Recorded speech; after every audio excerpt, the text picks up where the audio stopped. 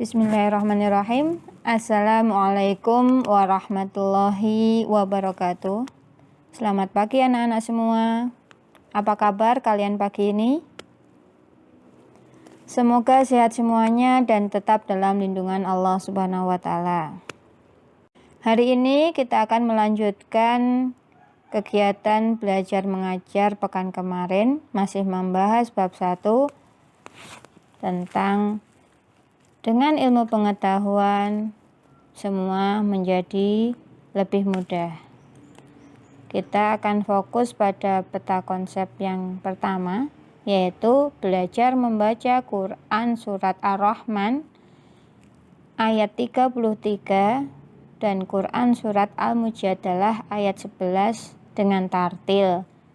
Jadi hari ini kita akan fokus pada hukum tajwid yang berlaku di kedua ayat tersebut. Baiklah anak-anak, sebelum kita melanjutkan pelajaran hari ini, mari kita berdoa terlebih dahulu. Semoga kita dimudahkan memahami materi hari ini dan apa yang kita pelajari menjadi ilmu yang bermanfaat. A'udzu billahi minasyaitonir rajim. Bismillahirrahmanirrahim. Raditu billahi rabba wa bil islami dina wa bi Muhammadin nabiyyan wa rasula. Rabbi zidni ilma warzuqni fahma. Amin.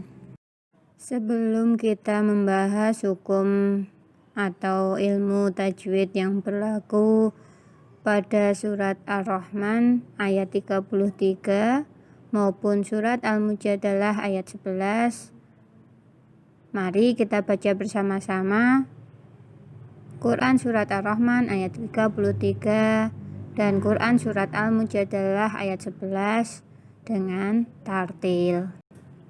Diawali dengan ta'awud. A'udzu billahi minasyaitonir rajim. Bismillahirrahmanirrahim. Ya ma'syara jinni wal insi in istata'tum an tanfudhu min aqtaris samawati wal ardi fanfudhu la tanfuduna illa bisultan. Mari kita melanjutkan surat kedua, yaitu surat Al-Mujadalah ayat 11. Bismillahirrahmanirrahim. Ya ayyuhalladzina amanu idza qila lakum tafassahu fil majalisi fafsahu yafsahillahu lakum wa idza qila ansuzu fansuzu yarfa'illahu alladhina amanu minkum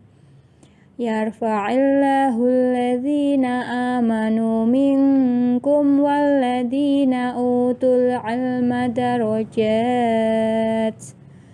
Wallahu bima ta'maluna khabir. Shadaqallahul azim. Hukum bacaan tajwid yang terdapat di Quran Surat Ar-Rahman ayat 33 dan Quran Surat Al-Mujadalah ayat 11, yaitu yang pertama bacaan mad atau panjang, yang kedua hukum nun atau mim tasydid, yang ketiga hukum alif lam, yang keempat hukum nun sukun, yang kelima hukum mim sukun. Yang keenam, huruf qalqalah. Yang ketujuh, hukum lafadz Allah. Yang kedelapan adalah tanda waqaf. Yang pertama, mad atau bacaan panjang. Kapan kita membaca dengan panjang? Yaitu ketika fathah diikuti alif, ketika kasroh diikuti ya sukun, dan ketika dhammah diikuti wawu sukun, atau ketika ada fathah panjang, kasroh panjang, ataupun dhammah panjang. Hukum mad sendiri dibagi menjadi dua. Yang pertama, mad asli atau mad tabi'i, yaitu ketika mad tidak bertemu dengan hamzah, sukun, ataupun tasjid, dibaca dengan panjang 2 harokat. Contohnya ya pada ya ma'syaro, atau zu pada antan fudu, atau ma wa pada as-samawati. Yang kedua, mad far'i. Mad far'i di sini dengan ketentuan ketika mad asli atau mad tabi'i bertemu dengan salah satu dari hamzah, sukun, ataupun tasjid. Mad far'i dibagi menjadi 13. Tetapi pada kesempatan ini kita hanya akan membahas yang ada pada kedua surat ini, yaitu Quran surat Ar-Rahman ayat 33 dan Quran surat Al-Mujadalah ayat 11, yaitu yang pertama, mad jaiz munfasil. Ketika mad asli atau mad tabi'i bertemu dengan hamzah yang berada di lain kalimat, dibaca dengan panjang 5 harokat. Contohnya, ya ayyuha, atau amanu idza. Mad far'i yang kedua adalah mad arid li sukun, yaitu ketika mad tabi'i atau mad asli bertemu huruf hidup yang dibaca waqaf atau sukun. Biasanya ada di akhir kalimat. Panjangnya 5 harokat. Contohnya bisulton. Jadi nunnya dibaca sukun. Ketika nun tidak dibaca sukun, maka to tetap sebagai mad tabi'i. Jadi cuma panjang 2 harokat. Bisultoni. Nah, ketika nun dibaca sukun atau kita waqaf, maka to-nya semakin panjang karena dia berubah dari mad tabi'i menjadi mad arid li sukun. Begitu juga ketika ja pada darajat, ya. Ketika ta kita baca sukun, maka jat lebih dipanjangkan dibanding ketika ta tetap kita harokat kasroh tanwin atau darajatin. Nah, panjangnya akan berbeda. Untuk hukum yang kedua yaitu hukum nun atau mim bertasjid. Pada kedua surat ini kita hanya menemui nun bertasjid, ya. Ketika ada huruf nun atau mim bertasjid, maka dibaca gunnah musyaddadah atau dengung yang lama. Ini berbeda dengan huruf-huruf yang lain, karena huruf-huruf yang lain ketika bertasjid itu dibaca jelas dan ditekan. Tetapi ketika nun atau mim bertasjid itu malah dibaca dengung. Contohnya pada kalimat al-jinni. Jadi ketika nun bertasjid kita membacanya ditahan atau didengungkan yang lama. Selanjutnya hukum bacaan yang ketiga yaitu hukum bacaan alif lam. Hukum bacaan alif lam dibagi menjadi dua. Yang pertama al-qamariyah, yang kedua asyamsiyah. Untuk al-qamariyah, alif lam dibaca idhar atau jelas ketika bertemu salah satu dari 14 huruf berikut ini, yaitu ba, jim, ha, kha, ain, ghain, fa, qaf, kaf, mim, wawu, ha, hamzah, dan huruf ya. Contohnya pada al-jinni atau wal insi.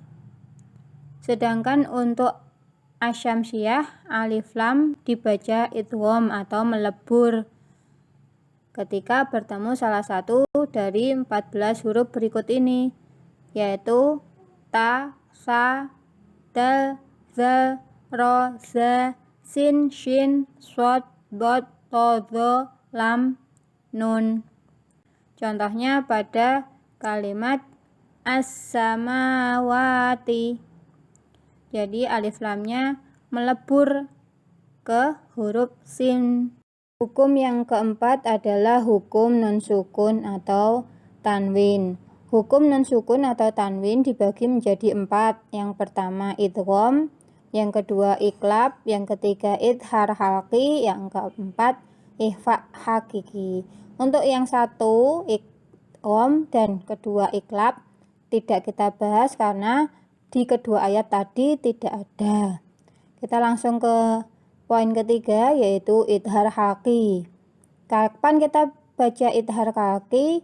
Yaitu ketika nun sukun atau tanwin bertemu dengan salah satu huruf halqi, yaitu hamzah, ha, kha, ain, ghain, dan ha. Dibaca jelas tanpa dengung. Contohnya min aqtori.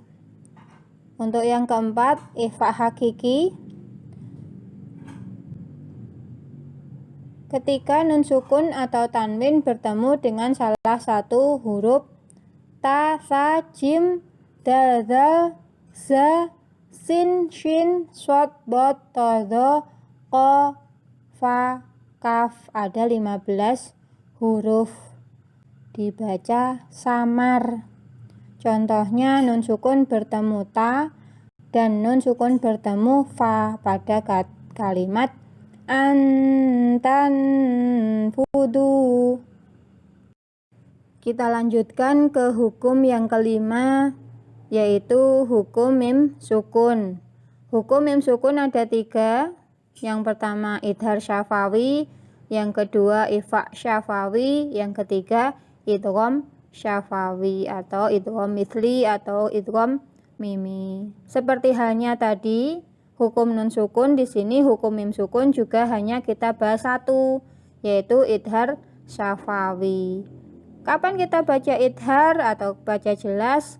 Yaitu ketika mim sukun bertemu huruf selain mim dan ba. Contohnya pada kalimat inistata'tum an. Jadi mim sukun bertemu hamzah dibaca jelas. Untuk hukum keenam, yaitu huruf qalqalah atau sifat huruf memantul, ada 5 huruf, yaitu dal, jim, ba, to, qaf. Ketika salah satu huruf ini disukun, maka kita membacanya dengan memantul. Contohnya qaf disukun, kita baca min aqtori. Yang ketujuh adalah hukum bacaan lafadz Allah dibagi menjadi 2. Yang pertama tafhim atau tebal. Jika ada lafadz Allah didahului dengan harokat fathah atau dhammah, contohnya wallahu. Yang kedua, bacaan lafadz Allah dibaca tarkik atau tipis. Ketika lafadz Allah didahului harokat kasroh, contohnya yafsahillahu atau yarfa'illahu. Yang terakhir tanda waqaf. Di surat Ar-Rahman ayat 33 dan surat Al-Mujadalah ayat 11 ini ada 3 tanda waqaf, yaitu yang pertama to, tanda waqaf mutlak, yang artinya lebih baik berhenti.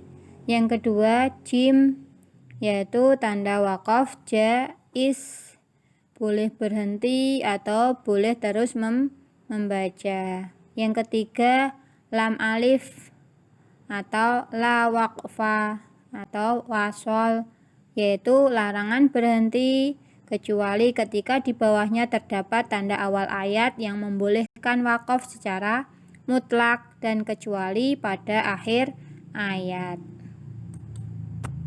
Untuk pertemuan pada hari ini dengan kompetensi dasar membaca Quran Surat Ar-Rahman ayat 33 dan Quran Surat Al-Mujadalah ayat 11 dengan tartil.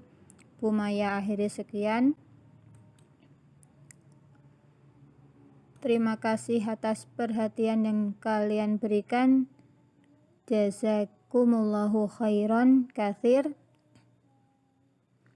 Jangan lupa kerjakan tugas yang Bu Maya berikan dengan ketepatan waktu. Jika ada kata atau ucapan Bu Maya yang kurang berkenan, Bu Maya mohon maaf. Akhir kata, wassalamualaikum warahmatullahi wabarakatuh.